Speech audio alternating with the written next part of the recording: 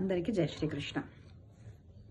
ఈరోజు నేను ఈ వీడియో చేయడానికి కారణము, నా కళ్ళ ముందు ఒక తండ్రి తన చిన్న పిల్లలు, నా ఒక 10 years 6 years పిల్లలకి అంటున్నాడు, ఆడపిల్లలకి, నానా నువ్వు రెడీ అవ్వకూడదు, మీరు పెళ్ళయ్యాక రెడీ అవ్వండి, చిన్నపిల్లలు రెడీ అవ్వకూడదు అన్నారు.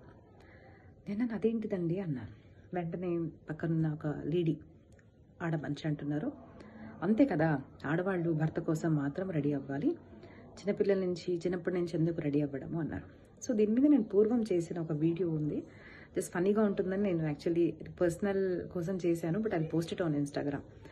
సో రెడీ అవ్వకూడదు అంటారు చిన్నపిల్లలు.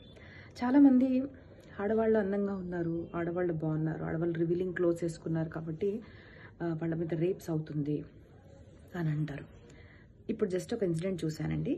ఒక Chandanagar I think metro track కింద ఒక 2.5 సంవత్సరాల అమ్మాయి మీద ఒక 26 సంవత్సరాల మనిషి అఘాత్యం చేశాడని పెట్టారు.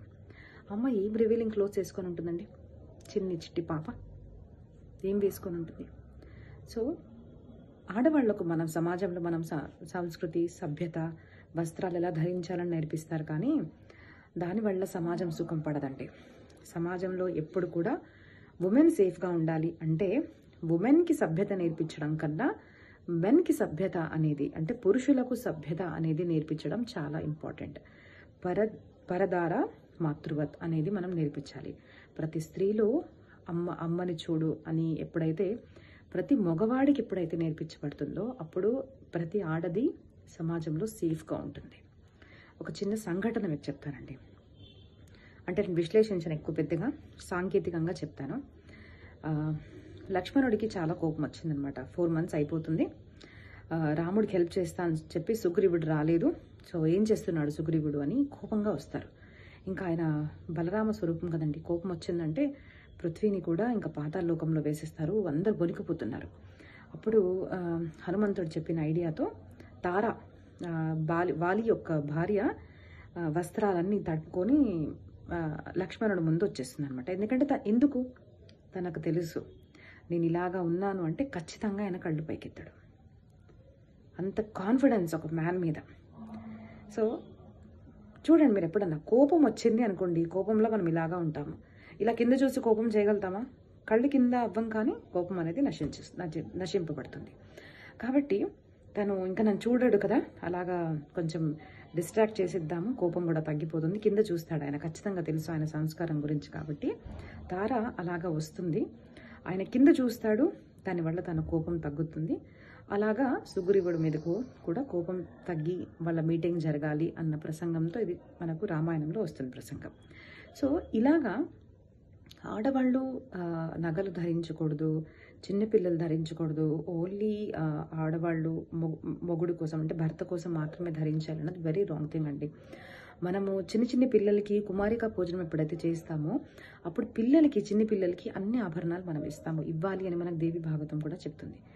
అండ్ ఎక్కడన్నా కూడా సామాజిక స్థితి అంటే ఎలా ఉండేది మనం అని కనుక చూస్తే, ఇక్కడ కూడా చిన్నప్పటి నుంచి పెద్ద ఆడవాళ్ళు అంటే అన్ని ఏజ్ గ్రూప్స్ ఆఫ్ ఉమెన్ కూడా ఎప్పుడు ఆభరణాలతో యుక్తంగా ఉన్నట్టే మన భారతదేశం చరిత్ర మనకు చెప్తుంది అనమాట, హిస్టరీ మనం కనుక చూస్తే.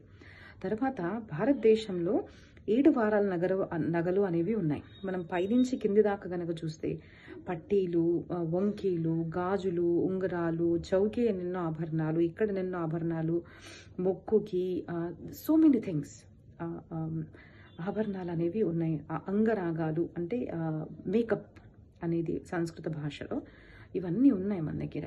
సో పెట్టుకోవడం తప్పు కాదు, అది ఓన్లీ భర్త కోసం మాత్రమే పెట్టుకోవాలి అన్నది కూడా చాలా రాంగ్ థింగ్ అండి. ఆడపిల్లలకి ఒక వాళ్ళకి ఐడెంటిటీ ఉంది అని మనం గుర్తించాలి. దానికి కేవలం భర్త కోసం మాత్రమే రెడీ అవ్వాలని ఎక్కడ చెప్పారు? ఎవరు చెప్పారండి? చూడండి, ఒక ఆడావిరే అంటున్నారు అనమాట, భర్త కోసం మాత్రమే రెడీ అవ్వాలి. I was very shocked actually. సరే, మరి నేను వీడియో చేసే ముందు నేను శాస్త్రాలు కూడా ఒకసారి ఆలోచించాలి కదా, ఐ వాజ్ థింకింగ్ అనమాట.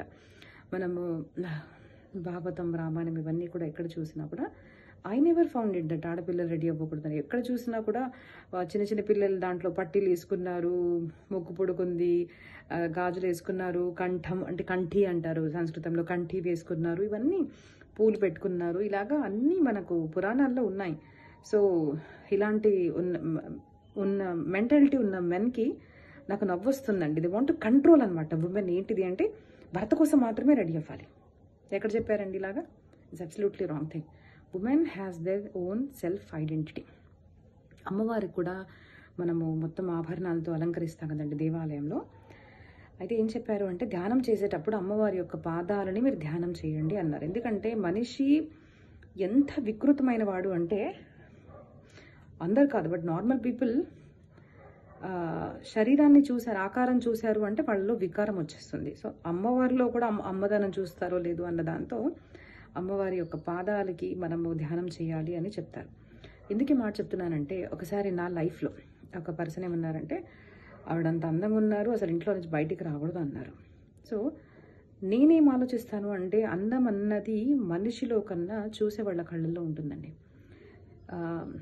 What I have studied is, ఒక కట్టెకి కూడా చీర కట్టాము అంటే దాన్ని కూడా రేప్ చేసే మనుషులు ఉన్నారు. సో ఇట్స్ నాట్ దట్ ఒక అమ్మాయి అందంగా ఉందా కాదా, అందంగా రెడీ అయిందా కాదా, నథింగ్. నిజంగా చెప్పాలి అంటే మెన్కి సెడ్యూస్ చేసే అవసరం లేదు. వాళ్ళ సారీ బట్ తప్పుడు మెన్ గురించి చెప్తున్నాను, బ్యాడ్ మెన్ గురించి. వాళ్ళ మైండ్లో ఎప్పుడూ అదే ఉంది అంటే వాళ్ళు కట్టెకి చీర కట్టినా కూడా రేప్ చేసేస్తారు. So such bad people. So don't restrict women. And women ఆడవాళ్ళు కూడా మిమ్మల్ని మీరు రెస్ట్రిక్ట్ చేయకండి. మర్యాదగా వస్త్రాలు ధరించాలి, కానీ ఖచ్చితంగా ఆభరణాలు అన్నీ మంచిగా వస్త్రాలు వేసుకోవడం తప్పు కాదు అని నేను శాస్త్రాల్లో చదివాను. కాబట్టి be proud about yourself, decorate yourself, be happy, and everything is not for men. We have our own life, we have our self identity. Celebrate womanhood. Jai Shri Krishna.